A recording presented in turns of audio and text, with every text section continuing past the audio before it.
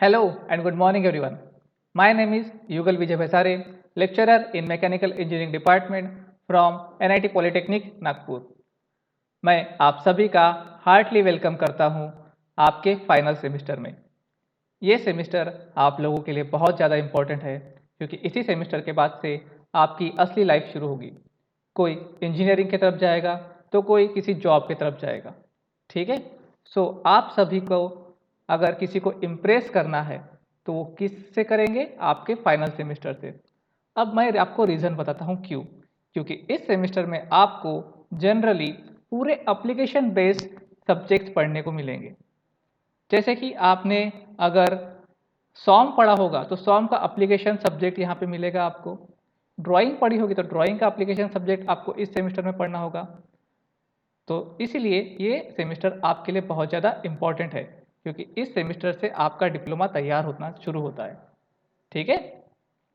सो मैं युगल फैसारे आप लोगों को रेफ्रिजरेशन एंड एयर कंडीशनिंग ये सब्जेक्ट पढ़ाने वाला हूँ जिसका कोर्स कोड है 22660। ठीक है। बहुत ही इंटरेस्टिंग सब्जेक्ट है। जैसा कि आप लोगों ने थर्मल पढ़ा होगा, हीट ट्रांसफ़र पढ़ा होगा, उसी का पूरा एप्लीकेशन बेस्ड सब्जेक्ट होता है रेफ्रिजरेशन एंड एयर कंडीशनिंग। ठीक है। तो चलिए शुरू करते हैं लेके प्रभु का नाम। ओके।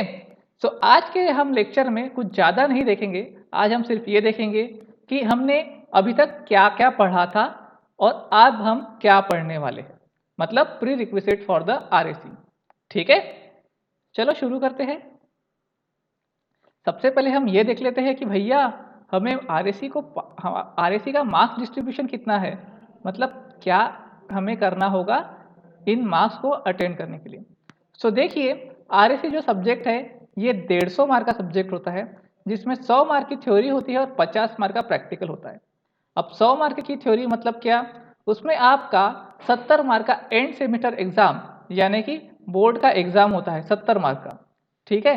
और उसमें जो पीए होता है, पीए का मतलब यानी क्या, आप जो सेशनल के एग्जाम देते हो, टेस्ट एग्जाम देते हो, वो होता है आपका 30 मार्क्स का।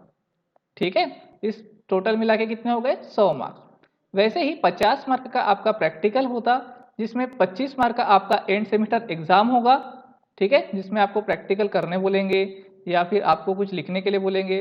ठीक है। और यहाँ पे पीए होगा। पीए यानी क्या, 25 मार्क का पीए यानी क्या, आपको सबमिशन करना पड़ेगा। ठीक है। आपके प्रैक्टिकल मैनुअल्स, प्रैक्टिकल रिकॉर्ड्स जो भी आप सबमिट करते हो, आपके माइक्रो प्रोजेक्ट्स वगैरह जो भी आप सबमिट करोगे उसके ऊपर ये 25 मार्क आपको अलॉट हो जाएंगे। ठीक है। तो इस प्रकार से इसका 150 मार्क का डिस्ट्रीब्यूशन है। ओके। चलिए आगे बढ़ते हैं। अब हम देखते हैं pre requisite for the RAC. सबसे पहली टर्म बहुत इंपॉर्टेंट टर्म है, वो है टेम्परेचर। टेम्परेचर यानी क्या होगा, it is the property of a system by virtue of which heat flows. मतलब ऐसा कोई सिस्टम जिसकी वजह से हीट जो है वो फ्लो होती है, उसको मैं क्या बोलूँगा, टेम्परेचर। सिंपल सी चीज़ है। ओके। इसका एक यूनिट होता है सेंटीग्रेड या फिर केल्विन।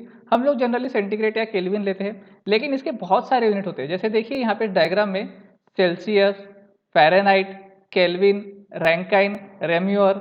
ठीक है। ऐसे बहुत सारे इसके यूनिट्स होते हैं, लेकिन हम लोग कौन सा यूज़ करेंगे, सेल्सियस और केल्विन। ठीक है। नेक्स्ट है heat. Heat is defined as the form of energy that is transferred between two systems or a system at its surrounding by virtue of a temperature difference. अब क्या होता है heat, देखिए heat क्या होगा, अगर टेम्परेचर डिफरेंस के वजह से कोई एनर्जी जो है वो ट्रांसफर हो रही है, टेम्परेचर डिफरेंस की वजह से कोई एनर्जी ट्रांसफर हो रही है तो उसको हम क्या बोलेंगे, हीट। आपने थर्मल में ये चीज पढ़ी होगी। चलिए एक एग्जांपल देख के पढ़ाता हूँ।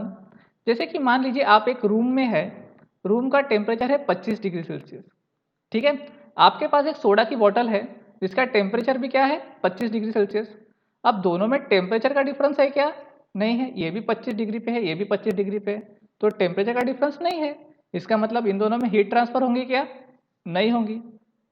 अब आपके पास दूसरा सोडा का कैन है जिसका टेम्परेचर कितना है, 15 डिग्री सेल्सियस, और यहाँ पे रूम का टेम्परेचर कितना है, 25 डिग्री सेल्सियस। मतलब ये रूम की जो हीट है वो कौन एब्जॉर्ब करेगा, सोडा की बोतल। और इसका टेम्परेचर क्या होगा, धीरे धीरे धीरे धीरे क्या होगा, बढ़ते जाएगा, है ना। तो ये जो है यहाँ पे क्या होंगी, हीट ट्रांसफर होंगी। तो यहाँ पे देखिए heat is transferred due to the temperature difference. यहाँ पे एक और सोडा की बोतल है आपके पास जिसका टेम्परेचर है 5 डिग्री सेल्सियस का, तो यहाँ पे ज़्यादा से ज़्यादा हीट ट्रांसफर होंगी इसके पास में, क्योंकि टेम्परेचर डिफरेंस भी क्या हो गया, ज़्यादा हो गया। तो यहाँ पे क्या हो रही, एनर्जी ट्रांसफर हो रही in the form of heat due to temperature difference. समझ में आया? चलिए आगे बढ़ते हैं। नेक्स्ट है work. An energy transfer which is not caused by the temperature difference between the system and the surrounding is called as work. एक ऐसा एनर्जी ट्रांसफर हो रहा है जिसके लिए अपने टेम्परेचर की कोई ज़रूरत नहीं है, ठीक है।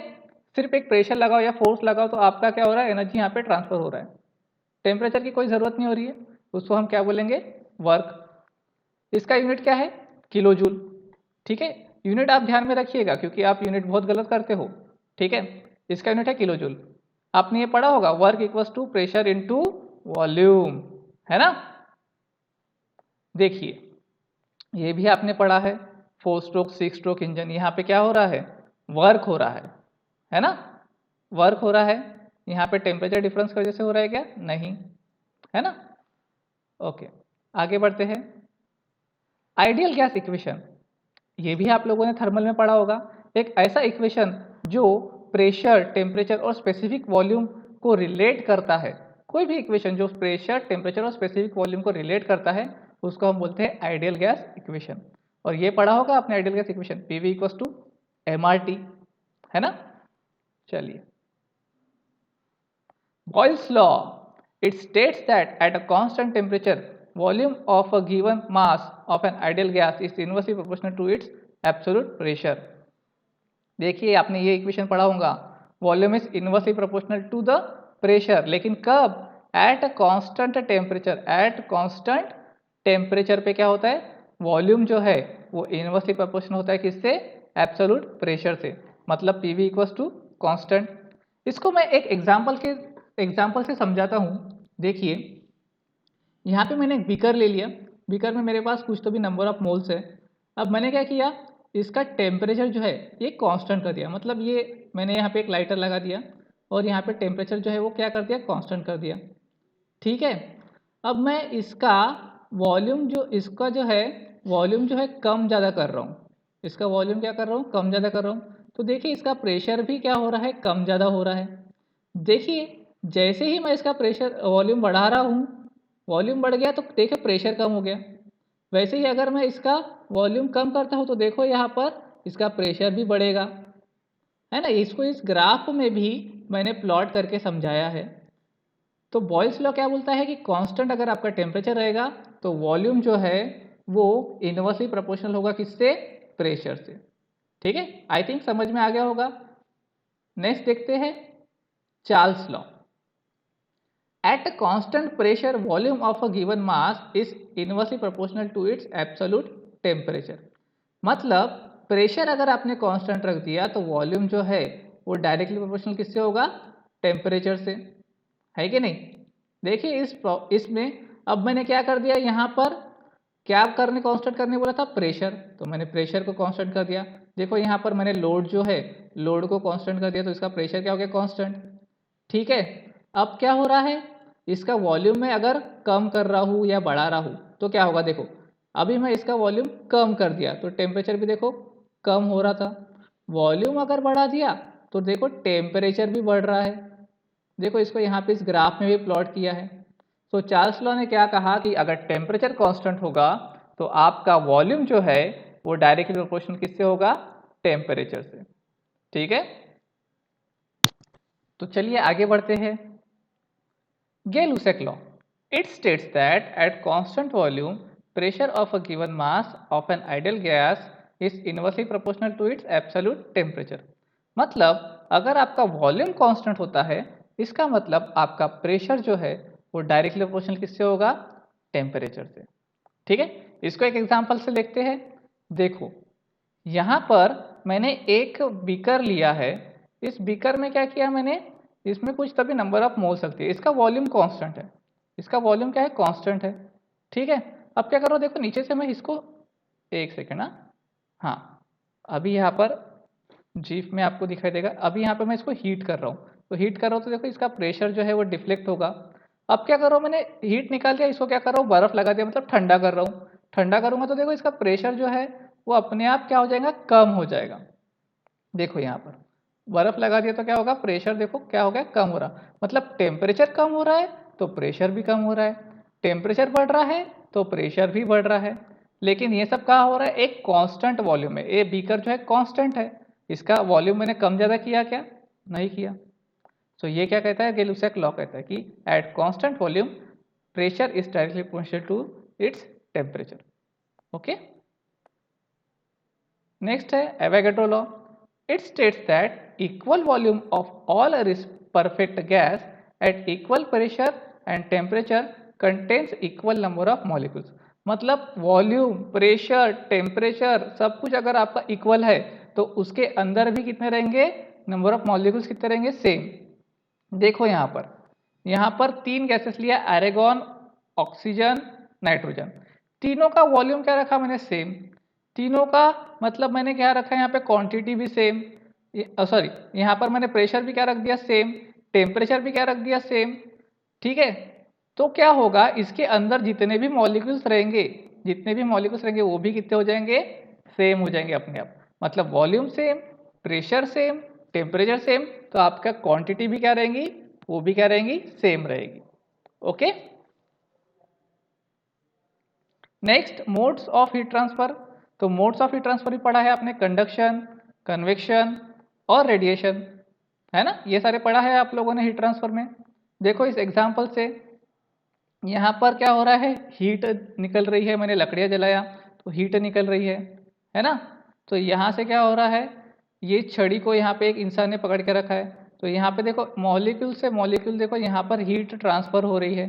ये किसके वजह से होती है, ड्यू टू लैटिस वाइब्रेशन। किसके वजह से होता है, ये कंडक्शन के वजह से होता है ना। यहाँ पर देखो, यहाँ पर क्या हो रही है, हीट इसको मिल रही है, ये पास में है ये लड़का इसके वाले, ठीक है। यहाँ पे क्या हो रहा है, हीट ट्रांसफर हो रही है यहाँ पर, तो ये क्या है, कन्वेक्शन। और यहाँ पर देखो ये दूर है लड़का, लेकिन फिर भी इसको हीट मिल रही है, ये किसके वजह से हो रहा है, रेडिएशन की वजह से। ये सारी चीज़ें आप लोगों ने पढ़ चुके हैं, इसको मुझे एक्सप्लेन करने की ज़्यादा आवश्यकता नहीं है, ऐसा मैं सोचता हूँ। ठीक है, आगे बढ़ते हैं। इंपॉर्टेंट टर्म्स रिक्वायर्ड, ये देखिए ये टर्म्स आपको बहुत ज़्यादा इंपॉर्टेंट रहेंगे न्यूमेरिकल सॉल्व करने के लिए। सबसे पहले तो ideal gas equation PV equals to MRT लगेगा। स्टैंडर्ड वैल्यूज क्या क्या है, देखो एयर के specific heat at constant pressure CP 1005 joules per kg kelvin, CV 718 joules per kg kelvin, R मतलब गैस कांस्टेंट आपका 287 जूल्स पर केजी केल्विन, आपका gamma, ठीक है, जिसको हम CP/CV से रिलेट करते हैं, जिसका वैल्यू कितना होता है 1.4। गैस कांस्टेंट की वैल्यू आपको पता है 8314 divide by molecular weight of gas करते थे हम। स्पेसिफिक हीट ऑफ वाटर, ये भी बहुत सारा ज़्यादा इंपॉर्टेंट लगेगा आपको, 4180 जूल्स पर केजी केल्विन। ये वैल्यूज आपको बहुत इंपॉर्टेंट रहेंगी, किसी के पास अगर नहीं होगी तो आप अपने कॉपी में लिख लीजिए या फिर इसका स्क्रीनशॉट निकाल लीजिए और बाद में लिख लेना। Okay, so that's all from today's lecture, thank you. Next lecture में हम लोग पढ़ेंगे बेसिक्स ऑफ रेफ्रिजरेशन, मतलब अपना जो चैप्टर है ओरिजिनल उसको हम स्टार्ट करेंगे। Thank you, keep learning, happy learning.